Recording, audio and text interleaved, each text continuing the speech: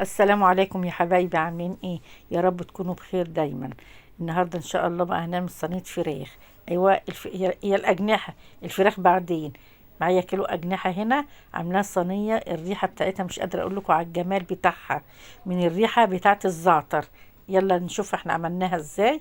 انا معايا كيلو اجنحه، غسلته ونضفته بالدقيق والليمون. ايوه، دقيق وليمون، سبتهم شويه فيها لغايه ما خلصت اللي ورايا، وقمت غسلهم ومنضفاهم تحت الحنفيه.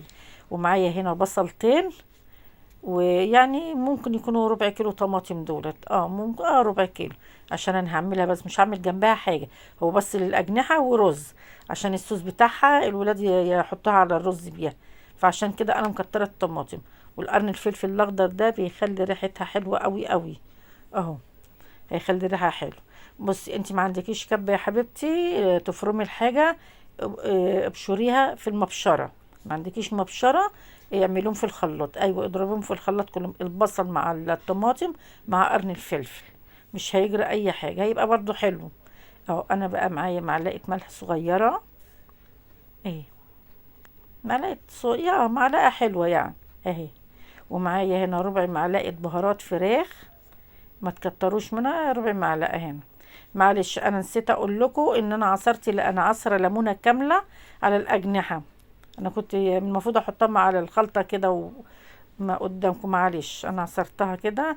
هي الكاميرا كانت مقفوله. وديت ربع معلقه حبهان مطحون. كل ما اجيب حبهان الاقيها فاضي، فقمت دولت شويه زعتر. انا بدعكم الاول بفركم على ايديا عشان الريحه بتاعته تطلع. كل ما اجيب حبهان يطلع فاضي، كل ما اجيبه حبهان يطلع فاضي. طحنته كله، ضربته في المطحنه كده، الحبايه اللي فيها والحبايه اللي فاضيه، ضربته كله في المطحنه وخليتهم كده. اهو، حطيت كله بقى دلوقتي الخليط على الفراخ، على الاجنحه. انا هسيبهم قيمه ساعه كده قبل ما اشوف ايه اللي ورايا، يكون شربوا من التتبيله شويه. ممكن تحطيها الصينيه في الفرن، ممكن تسويها في الفرن، ممكن تسويها فوق، زي ما انت عايز.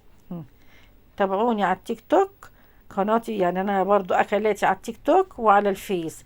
انا حطيتهم في صينيه اهو. وهرش كمان الرشه الجميله بتاعتي الزعتر، بفركه برضو عشان الريحه بتاعته تطلع. انا عشان الولاد مستعجلين على الاكل، انا هخليها تغلي فوق على البوتاجاز، يعني تستوي، واحطها تحت الشوايه. عايزه تعملي زي ما انا عملت كده اهي. انا سويتها فوق وحطيتها تحت الشوايه، خدت وش. عايزه تعمليها زي ما انا عملت كده، اعمليها. ان عجبكم بقى الفيديو يا حبايبي، ما تنسونيش في اللايك والاشتراكات. السلام عليكم ورحمه الله.